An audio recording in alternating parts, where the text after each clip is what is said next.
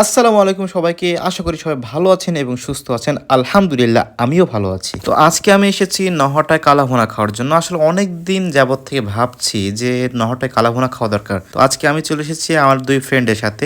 পাশে আপনারা দেখতে পাচ্ছেন সিয়াম এবং আমার সামনে আছে মুরসালিন। তো আমরা অলরেডি কালাভুনা খেতে শুরু করে দিই। তো আমরা খাচ্ছি রিপন মামার কালাভুনার দোকানে। এখানে কালাভুনার দাম 160 টাকা, কিন্তু যেহেতু মামা আমার আগে থেকে পরিচিত সেক্ষেত্রে আমার কাছে দামটা রেখেছে 140 টাকা। আপনারা মাংসের পিসগুলো দেখতে পাচ্ছেন যে বেশ বড় বড়।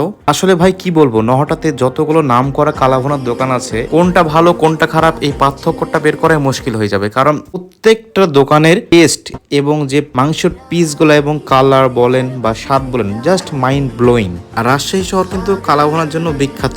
অনেক মানুষ রাজশাহী শহরের বাহির থেকে আসে শুধুমাত্র কালাভুনা টেস্ট করার জন্য। কারণ রাজশাহীর মতো কালাভুনা ভাই আপনি যাই বলেন, যেখানে বলেন, বাংলাদেশের কোনো জায়গাতে কিন্তু রাজশাহীর মতো কম্পিটিশন দিয়ে কালাভুনার টেস্ট বা মাংসের পিস বা কালার এরকম কিন্তু আপনি পাবেন না। এটা আপনাকে মানতেই হবে যে রাজশাহী কালাভুনার জন্য বেস্ট। আর রাজশাহীতে কিন্তু কয়েক জায়গাতে কালাভুনা হয়, যেমন কাটাখালীতে হয়, নহটাতে হয়, এমনকি রাজশাহী সিটি হাটে হয়। আমার কাছে সব থেকে ভালো লাগে নহটার কালাভুনা এবং রাজশাহী সিটি হাটে কালাভুনা। এখানে আপনি আসলে কখনো ডিসঅ্যাপয়েন্টেড হবেন না, কারণ এদের টেস্ট এবং গুণগত মান খুবই ভালো এবং খুবই উন্নত।